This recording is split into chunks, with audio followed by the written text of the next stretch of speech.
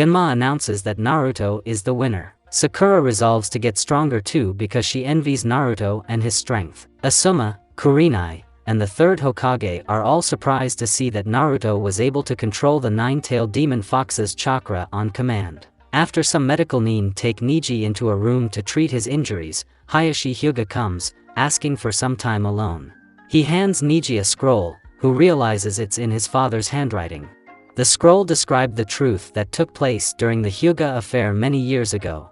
Despite the elders wanting Hizashi to die in Hayashi's place in order to protect the Byakugan, he states that he wants to do this of his own free will. Not to protect the head family, but to protect his brother and their village. Hayashi then bows his head to Niji, begging for his forgiveness.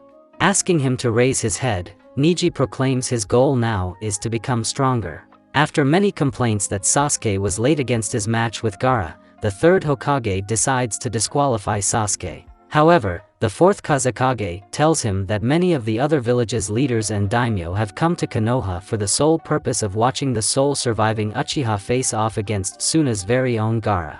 Hearing this, he decides to postpone Sasuke's match.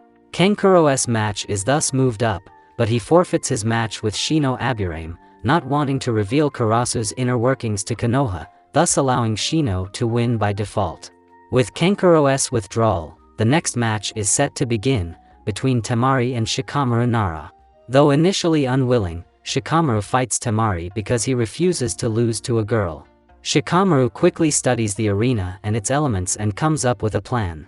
Despite this, Temari has seen his shadow imitation technique in action and knows how it works.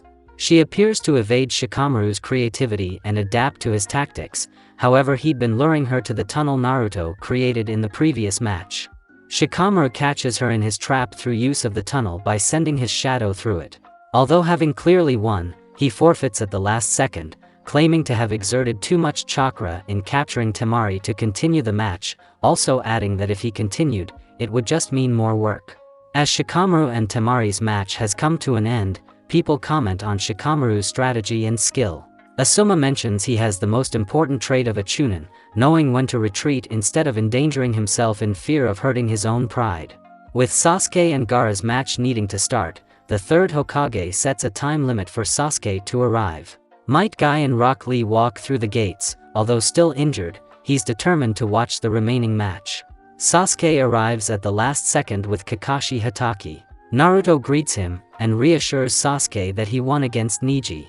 Meanwhile, Gaara kills a pair of ninja who are attempting to rig the match on his way to enter the arena. This is witnessed by Naruto and Shikamaru, who are now worried for Sasuke's life. The match commences. As the fight between Sasuke and Gaara commences, Kakashi apologizes to Sakura for worrying her by being late. He then remarks to Guy about the Umbu presence in the stadium, Konoha not knowing when they will be attacked. Naruto realizes how dangerous Gaara is and the only person who can currently satisfy his bloodlust is Sasuke. At the same moment, Sasuke begins attacking Gaara fast enough to bypass his shield of sand, oddly reminiscent of Lee's fighting style. Kakashi explains that, having seen Lee's taijutsu before with his Sharingan, they had been training this last month to produce the same speed.